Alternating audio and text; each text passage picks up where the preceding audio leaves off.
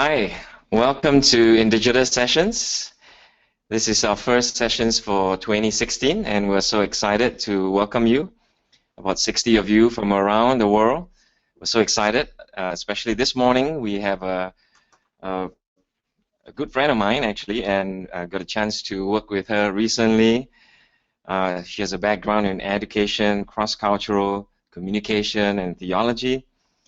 And together with another friend, Nick Skidland, they co-founded Space Apps and National Day of Civic Hacking, two of the largest mass collaboration in history. And you know, she's got a great heart. Ali Llewellyn has a great heart for people and community building. And this morning we just get to hear from her how to build and sustain local communities. When I got a chance to work with her recently at the Hack for Missions, and I'm sure she'll talk more a little bit about that at Urbana 2015, just saw really her heart for people and just to build into people's lives and in the community. So what a privilege this morning that we get a chance to connect with her and hear from her. So Ali, welcome to Indigitous Sessions. Thanks so much, Simon. I'm so happy to be here. Well, we'd love for you to tell us a little bit about yourself, and then feel free to dive into the topic at hand. Yeah. So over to you. Sure. Well, it's nice to meet you all. My name is Ali. I first got involved in Indigitous through an amazing event called Code for the Kingdom. And at Code for the Kingdom, I met Simon and Miharet and a number of other amazing Indigenous community leaders who were really pressing in to figure out how you build global digital communities and how you make that kind of community sustainable for people. So my personal interest is really in mass collaboration, in how we encourage public participation using technology in the mission of churches and agencies and community organizations, so that each one of us uses our skills to be sure that we are plugged into the places that God has for us in the kingdom and the places that our skills and our gifts can best be used to serve. So as Simon mentioned, my background is in education. I learned originally to train teachers, and then after I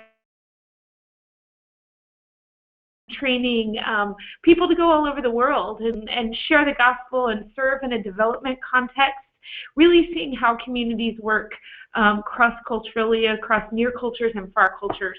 And so it was really excited as I professionally went into technology and technology consulting to see how those same principles of community development, of cross-cultural communication really still applied, and in that ability to scale missions, scale participation, and scale impact. So some of the greatest mass collaborations ever I'll talk about. Many of you have been a part of many of them, and we're excited together to look at the kind of the next things God is doing and how we can encourage even more of those. So, great. Here we go. So as we mentioned, today we're going to talk about how to build and sustain local communities for the kingdom. This is a story about many of you know. I have a business partner, and together we have a really diverse background, and it's been fun to be on this adventure and to see how he, as a rocket scientist, and me as a more humanities, community-oriented person, have put those diverse skills together to see how we can scale collaboration. And so we're inviting you to be part of that same story. So reason is the... Sorry, I'm gonna go back.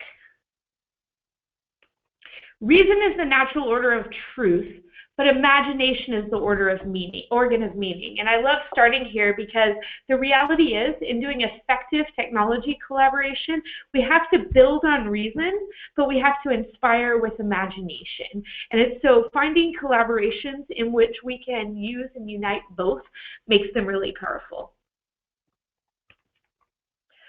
The key that I want to tie back in, and you guys can see our friend Simon there right now, is that to do this sustainably, we need three things. We need places to learn, places to serve, and places to connect.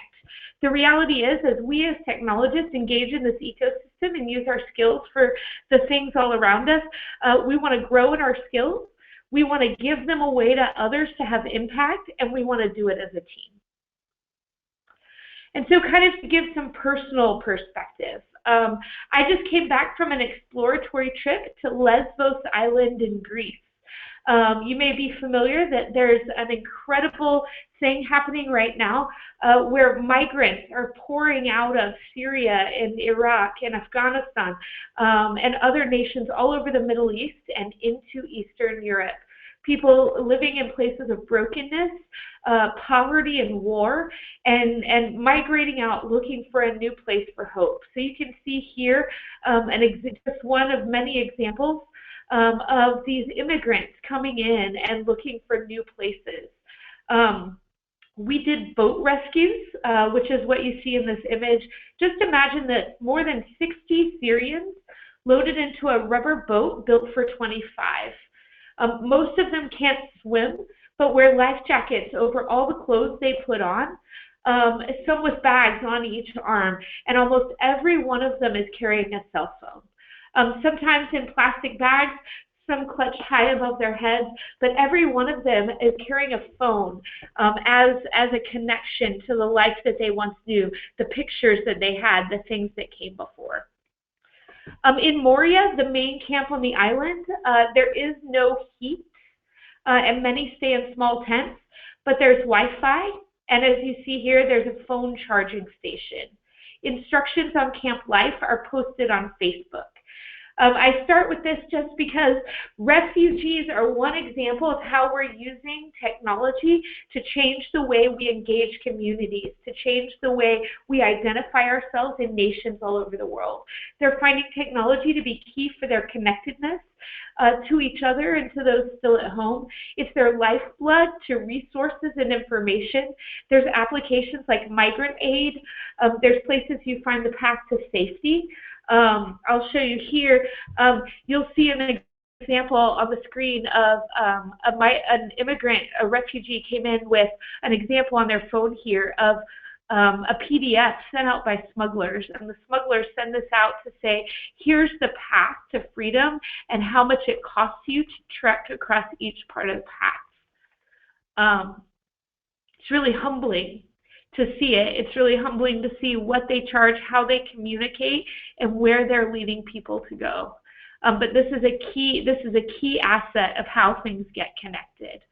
Phones and technology are the most valuable asset they own and the only connection they have to each other and the people that they know. So as we talk today about communities and how we can use technology for ourselves and for others, I just want to set the stage about why technology is not a nice to have, it's not an extra, it's not a luxury. Technology really is a base connection point for people all over the world. So I love this. We are continuing God's work of forming, filling, and subduing. Whenever we bring order out of chaos, draw out creative potential, elaborate and unfold creation beyond where it was when we found it, we are following God's pattern of creative cultural development. This is a base theology of technology because we are using technology to help reclaim creation. Most of you know this. You're excited about technology because you see the power of it to connect people, to share new ideas, to come and create better impact. Tim Keller says it well when he says, the gospel is what helps shape and give rise to the imagination. So when we say that Christians work from a gospel worldview, it doesn't mean all they talk about is Christian teaching. What it does mean is that they have a lens of how to use technology, why to build technology, and how to live as technologists that's inherently gospel-driven. Hopefully what we don't want to do is have a Christian bumper sticker experience. We don't want to have a Christian hackathon or a Christian technology community that just increases the amount of overtly Christian content on the App Store. We aren't in this field to make Christian apps for Christian people. And I imagine that none of you are either. We don't need more prayer apps. We don't need more places that's just rebuilding the same thing. What we want to do is use the gospel as our plumb line for the application of technology. We want to create new pipelines to spread the gospel, to connect people in meaningful and yet to be conceived of ways, and to enable churches to work together to meet the real felt needs of their community. Technology creates new pathways that, as 2 Thessalonians says, the word of God may run swiftly and be glorified. So let's talk about what that means. What's the purpose of how we want to use technology? Whether you're on Indigitous looking at different project ideas, or whether you're just thinking with your friends about, is technology a distraction where all I'm doing is scrolling through things and ignoring people, or is technology a way I can create real impact? What's the why? So let's look here at some of the biblical mandates for how we should live and what we should do. So we start first with a personal favorite. This is one that myself and my team is really motivated about, and that's for church planting. Acts 16:5. So the churches were being strengthened in the faith and increasing in number daily. Discipleship and training, an amazing application of technology. Proverbs 22, how do you train up children? How do you give people the tools they need? Another note from my experience this week with the refugees. As you meet people and share the gospel with them, we came up to a number of examples of people who may want to receive Jesus or may want to hear more about the gospel, but they're only there for 2 hours. Technology is an amazing tool that when all you can do is share with someone for a short period of time, and then you put them on a boat to go onward to their next destination, but you can give them resources and places to continue to go. People in need. You see here, Isaiah 58, is not the fast that I have chosen to share your food with the hungry, to provide the wanderer with shelter. This is one of my favorite app examples. At one of the hackathons that Nick and I originally helped start, an app was developed called Shelter. And Shelter was intended to give communities ways to pool their resources, share accurate information, and if people were in need of clothes or in need of housing, in need of finding places that they could find food, that it provided a centralized place to do that. Technology enables us to accomplish these biblical mandates in fascinating ways. What about community? 1 Corinthians 12. What about finding ways that technology can engage us as one part of a body, whether it's the stories I have to tell, the images I have to share, the things I have to learn, the things I can offer to the community. People get excited for stuff like this. Simple applications like Facebook, to be able to have a Facebook community and say, here's what I have, anybody want one? Like an online garage sale. But how much more could we come up with fascinating applications of how to use technology to build real community and engage people for those purposes? I'll also mention economic development and entrepreneurship. What we do with the talents and the things entrusted to us, whether that's building businesses, whether that's equipping entrepreneurs in the developing world, all these things are great potential applications of technology, places that we use the gifts that we have as technologists to help accomplish these biblical mandates. So that's our biblical foundation.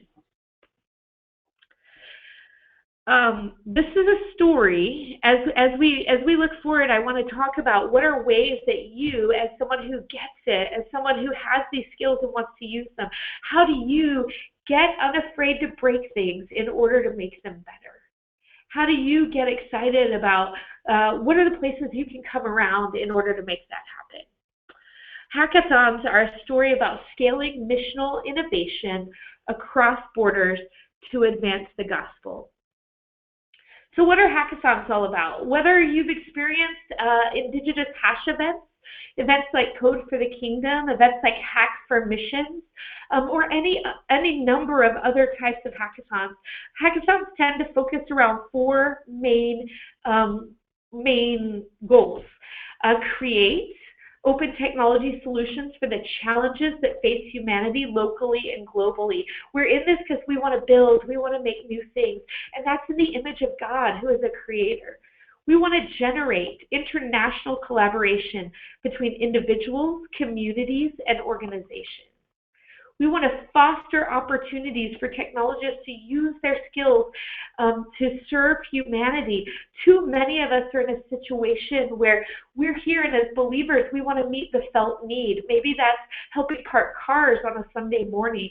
But are there ways that I can use what I know about technology instead of just doing that, which is a wonderful way to serve, but to build platforms, to build databases, to architect new ideas? We want to be sure that the skills that you have don't get laid aside just for the felt needs, but can be a part of the things that God is doing and how He wants to accomplish impact. And then fourthly, hackathons focus around building the technical and collaborative capacity of people and organizations to identify and tackle challenges for good. What if we could use technology to help our churches collaborate with each other and with their local communities, that kids in our community wouldn't go hungry anymore, that people wouldn't not know the gospel because no one had ever shared with them, that no one would lack access to the scriptures in their own language, that people would receive the resources they need, whether it's for health, medicine, entrepreneurship. Technology gives us opportunities to come together around all these things. So let's look at some examples about this. So Indigitous hash events, you guys have may all be familiar with these. What I love about this is they're offering people opportunities for influencers to come together and work in a localized context. So the first thing I want to note there is that how do you mobilize people for technology? What you do is you find them a context in their local community where they can work with like-minded people on projects that have real impact. I'll talk for a moment about STEPS. STEPS is an 8-week virtual program to develop community and digital skills. STEPS is a great example of where I can say, hey, I want to learn more. I want to learn more technically. Maybe it's I want to learn how to code more effectively. I want to learn how to do front end instead of back end. But it's also, how do I learn more about how to be a good teammate, how to follow the leader? How do I learn more about how technology can be part of my discipleship? Not just the outlet in which I receive it, but a way in which I am shaped by it and shape others. STEPS is a great example of how God could potentially pour into your cup that you would have even more to pour out. Code for the Kingdom is also a great example. Code for the Kingdom is a leadership network hackathon that Indigitous has been involved with for quite a while, doing hackathons all over the country and the world, helping encourage and build communities, especially that they would encourage and strengthen entrepreneurs and a Christian culture of entrepreneurship. This comes back to the reality that we're in this thing to reclaim culture. We're in this thing that every sphere of society wouldn't be Christianized, but would have faithful, believing Christians who are deeply rooted in it, living from a biblical perspective and doing the work that they have. Hack for Missions. I'll pause and talk about this for a second. Hack for Missions recently happened in December at the Urbana Conference in St. Louis. And this was a great example of 190 participants gathering to work on 12 challenges. And I want to tell the Hack for Missions story solely because of this. As you may have heard, Nick and I have done a number of incredible hackathons, including work on large-scale government-led hackathons all over the world, in as many as 60-plus countries at the same time. But I've never seen impact like I did at Hack for Missions. And that's not because the people were that much smarter, although they might have been. It's not because the challenges were that much better. I'll tell you what it was the gospel focus of people who pressed in, who took care of each other, who followed the leader well, who listened to needs carefully, who knew how to serve each other in the larger purpose, who took their ego out of the way. Here's what I learned about Hack for Missions, is that if we take a biblical perspective as Christians and engage it together, we're going to have all the impact we could ever imagine in the world. And so as we look at these things today, I want you guys to be encouraged that this is the vital thing for us to hear and us to receive.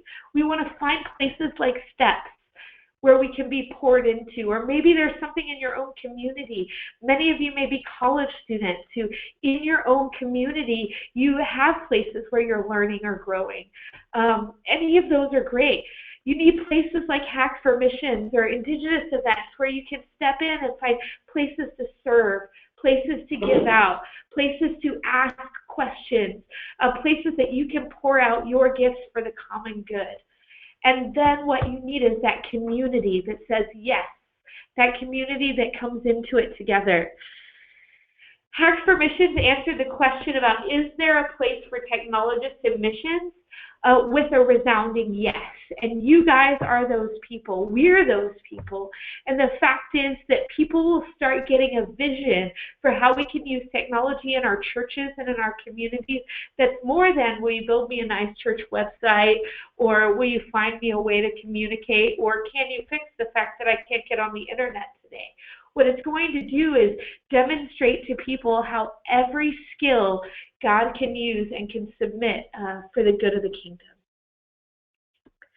So I'll just pause there and see if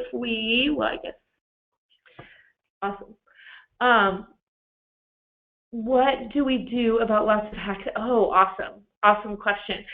So I want to pause there before I kind of get to the conclusion and look at this question. So it's a great question about what do we do about hackathons that are basically creating repeats of the same types of projects.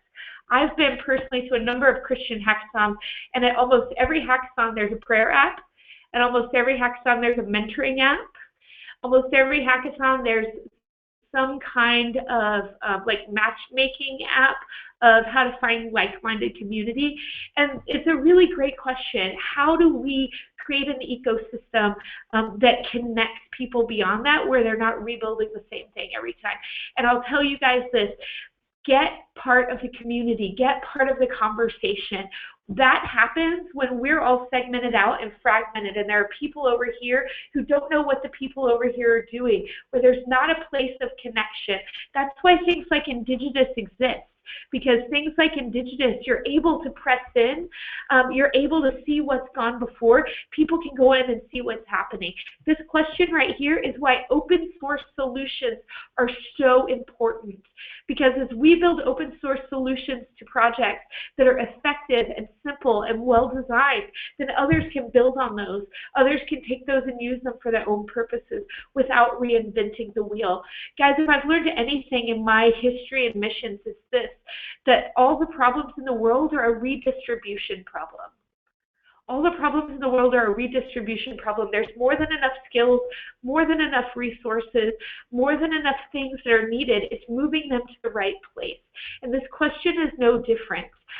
We have skills in the body of Christ that can solve all the problems the body of Christ has. A lot of those may be in Austin or in San Francisco or in South Africa. But the fact is, when we give those, especially in an open source context, out to people, allow them to engage them, and then freely share those resources, all of a sudden we've had an impact, and we've had an impact together. But that's why this today, as I've shared with you guys, I really want to reemphasize that to have a sustainable impact long term in this area, you need all three things. You need to be receiving, you need to be giving, and you need to have a team. That kind of fragmentation that we've seen in the hackathon space has come because either people aren't connected to the larger community, or they're giving without receiving, or one or the other. You definitely need all three to be able to come together and do so in an impactful way. Okay. I'll keep going. Yeah, please share questions that you have. I just have a couple more things I'm going to share with you guys, and I'd love to hear your questions.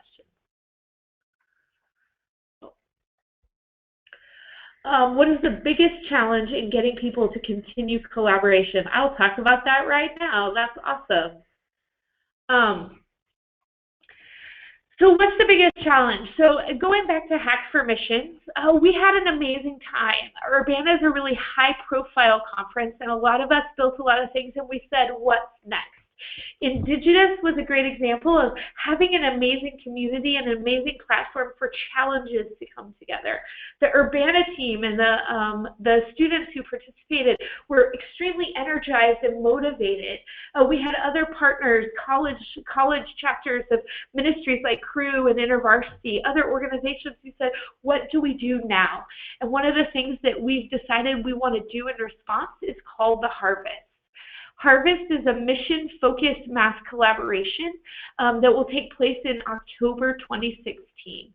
And the idea is you want to create repetitive platforms for people to continue to engage in. So if there are projects that people care about, we had a number of great projects that went forward at Hack for Missions that can then be built on, that can be continued forward, that give people a place to continue to reunite. Just like the original question about fragmentation in projects, there's also an incredible fragmentation in terms of participation. People have a real niche experience.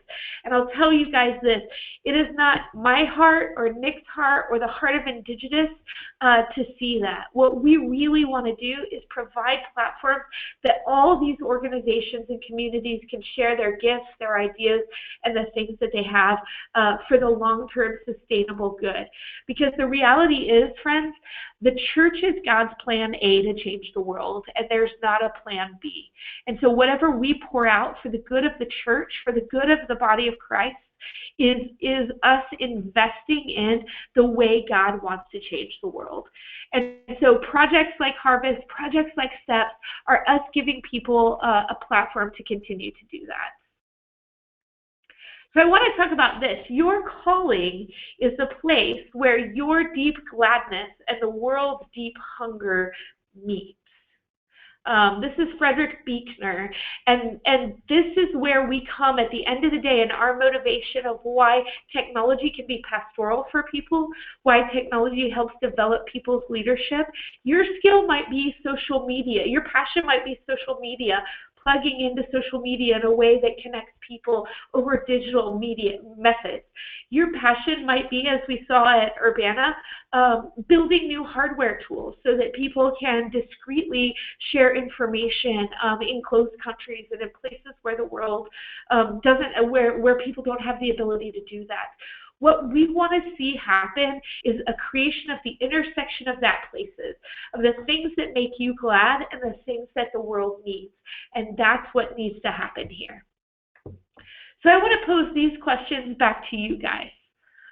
These are the ones that we've really had shape us in terms of where that intersection is. The best way for you to find your people is to find ways to connect together on meaningful work to have meaningful impact. In our experience, the #1 motivation of people to engage in hackathons is they want to make a difference. Anyone can sit at home and surf Facebook. Anyone can build on their own idea. But hackathons like this, educational programs like this, things that we're talking about here are a way that people can get beyond themselves and do something that they may not have the knowledge about. I feel personally very passionate about the issue of human trafficking. So I would love to see an environment where I could come in and say, hey, I can build in Ruby, but I don't know how to really help human trafficking. And so if a community brought experts together who said, this is what the real need is, then I could use my passion and my skills to help meet that need. So I pose these questions back to you. What challenges would you address in your local community? Where do you see a lack of imagination in how technology is being used? What do you have to contribute? Where are the intersection of those things in a way that technology could come together and help make a difference? So I'll let you guys reflect on that and look at some of the questions that are being brought out. Do you know of opportunities that exist for other aspects of digital ministry like social media? I'm hoping to build a community of social media practitioners. Awesome. Please, so we had a great challenge at Hack for Missions that was all about how can you build a social media digital campaign to help share the stories of the gospel, especially in the context of the Olympics. It was exciting to see people who said, hey, I don't code, but I can do media campaigns. I can do marketing. I can help tell the story over Twitter, over Instagram, over Snapchat, and help see an impact happen. One of the things I suggest you guys look into, and we'll share these out at the end, is there's a great Slack channel called Kingdom Builders. And jumping in on that and saying, here's what my skills are, who else is out there, it's a great place that you can get involved. But yes, we want to create space for everyone, whatever their background is, to help make that contribution. Next great question to talk about, are there options to participate in hackathons remotely? Yes. Isn't this the exciting thing about living in 2016? I can serve missions from my living room in Texas. And you can join in hackathons using technology to be able to serve people from wherever you are. So we anticipate there will be plenty of ways to engage in hackathons like the Harvest. We will continue to announce things online. You can also lead one. We really encourage people to bring things to your own community. If you don't have an event happening in your community, whether it's a hash event, whether it's another type of event, ask God if He's encouraging you to jump in and help lead one. We as a community, Indigitous and Nick and I and several others, we're really committed to helping equip people who want to empower the technologists there locally. And so we'll send out in kind of the follow-up, how can you, if you want to help create one of these events, whether it's small or large, you don't have to get intimidated about the size. We've seen awesome hackathons that have happened with 15 people, just like we've seen awesome hackathons that happen with 500 people.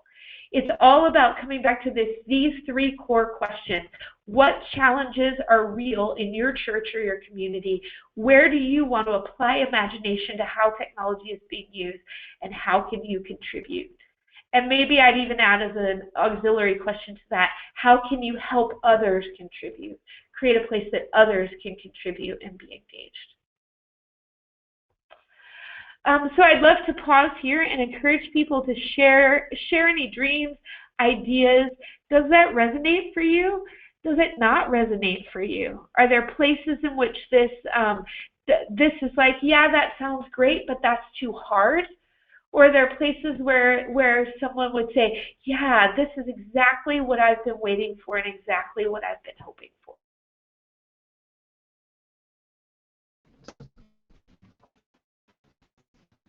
Ali, that was excellent. I can definitely hear your passion, and I've experienced it personally, so thank you for sharing your heart. Some more questions are coming in, but I really like the fact that you emphasize that it's about places that you learn, places that you serve, and places that you can connect. And you gave us some good examples of how technology is really creating pathways. I love that, those phrases that you use. There's this question that just came in, and in fact there's more pouring in, but let's pick this one. It says, I believe it's a lady that says, I'm already a missionary. I'm trying to wake up the church to see social media as a tool for missions. Any suggestions? You too, yes. Any suggestions on what have you seen that has worked? Yeah, so I'll share one of my favorite stories of this, and this came from one of the Indigitous guys, Matt Watts, who, if you don't know Matt, you should. He's just one of my favorite humans on the planet. And so Matt ran a hackathon challenge, and I offer this because at first I wondered, what this was going to be. And the hackathon challenge was this: can you reach an unreached people group in 24 hours? Now, if you ask me, I have a number of friends doing long-term church planting in the nations. It takes lifetimes to reach unreached people groups. So I'm like, what is this in 24 hours?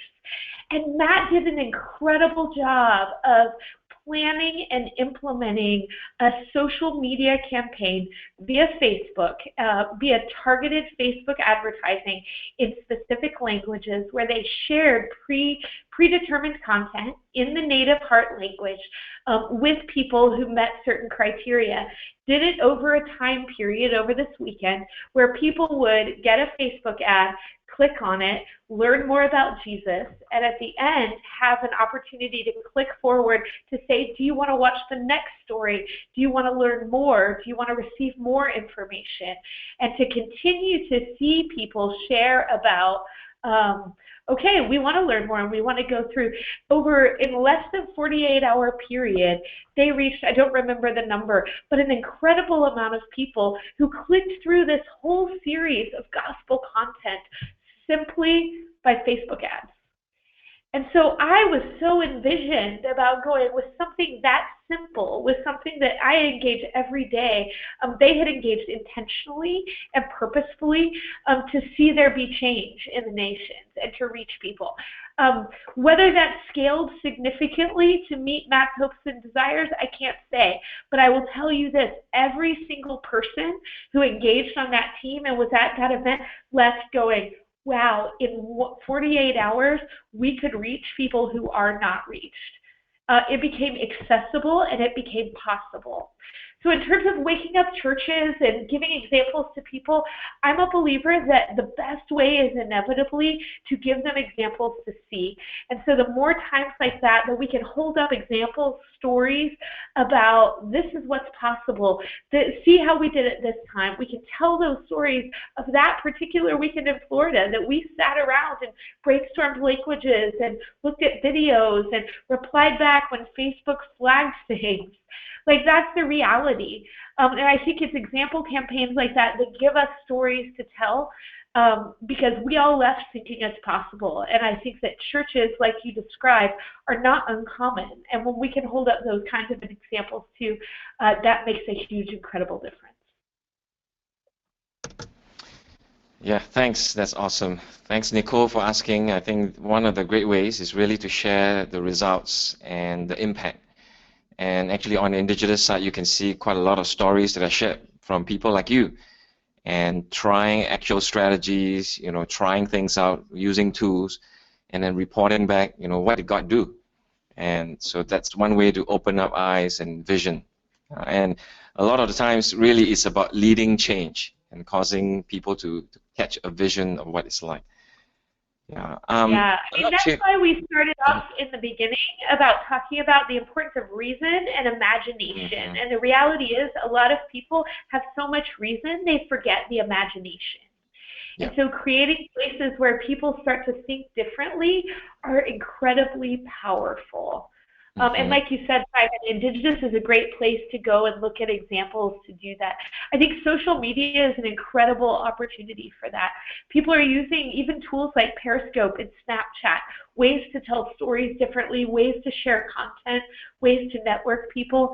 And I think I'm excited to hear there are people who are like you, who are looking at creating communities specifically for that. Because I have people who can build content, but unless they're talking to the people who are social media connectors, they can't share that content. And so that comes back to why it's so important that we operate as one body, because we need every part. Yeah, I'm really thankful for some of the questions that have come in. I'm sorry we can't get to everything. Maybe I'll just end off with this comment by a lady that says that she wants to create a website or app that will connect women in the Middle East to other women who are part of their culture and have gone through, what they struggle with the walk and struggle with meeting their felt needs, and really to introduce them to the one who can truly meet the great needs of their lives. That is my dream. I'm still working on details to start a project on Indigitous. So that's the heart. Ali, I think just hearing you share, may have confirmed for this lady this dream and inspire her to take the next step. And I want to encourage you who just wrote that to connect, to reach out, find people where you can connect with, you can learn and serve together. So, Ali, any final words before we end the sessions? Yeah, my encouragement to you guys is just really this, threefold. What do you want to do next? What's your dream? I was so inspired. I don't know if all of you remember the story of the two gentlemen who climbed the Dawn Wall in Yosemite National Park in El Capitan about a year and a half ago. And watching them climb the wall that people said wasn't possible, watching them go the places that people said couldn't go. What's your dream? And what are the ways that we can lean in and help make that possible for you? Sign up for steps. Once you, especially, so think about your dream, number one. Ask God to give you dreams. Some people, just like I just heard, awesome dream. She's already found it. If you don't know what yours is, ask God. He'll speak to you. Sign up for steps. Meet people like you. The number one thing I hear from Christian technologists is, I'm so isolated. I don't know people like me. I know people passionate about technology. I know people who love Jesus. I don't know a lot of people in that overlap. Sign up for things like steps and grow and find them. Join the Kingdom Builders Slack community. We shared in the chat the link that you can go to. Talk to more people. Share your stories. Though it's just a platform intended for us all to find one another and be able to tell stories, be able to find community, and be able to share that.